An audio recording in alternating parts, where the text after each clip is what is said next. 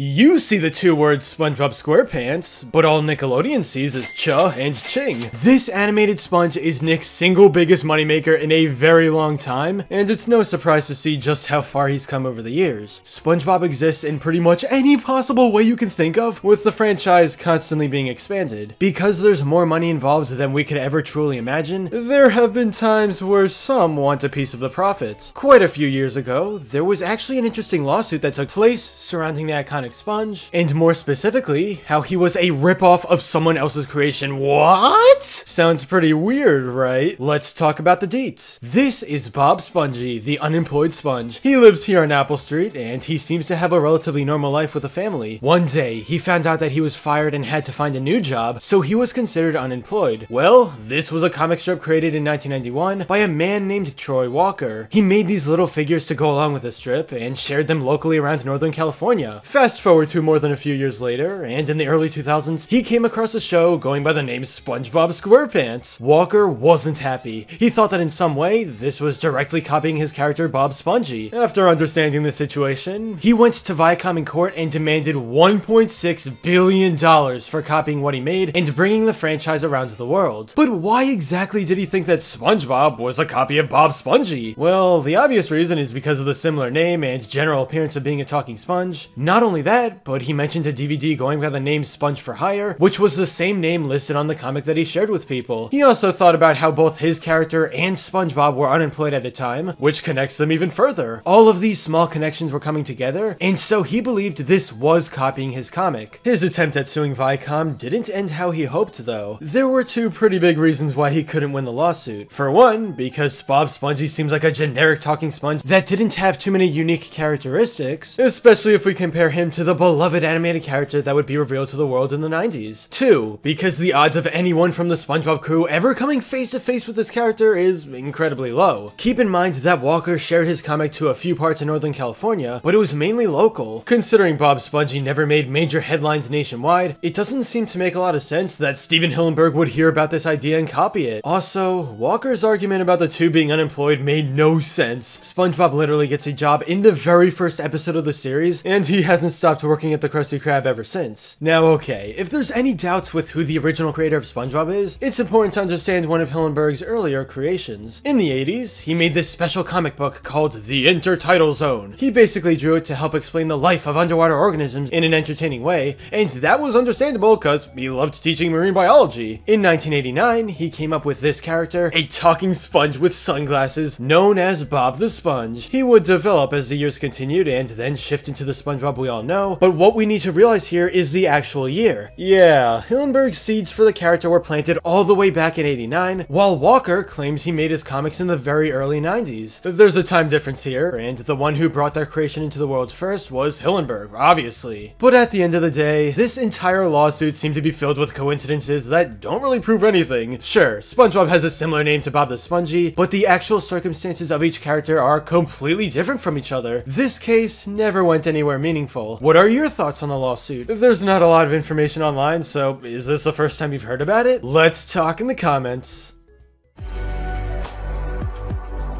But anyway, that's all for this video. Subscribe for more awesome cartoon videos. Give a thumbs up and comment below, let me know what you think. Thanks for watching, and I'll see you guys next time.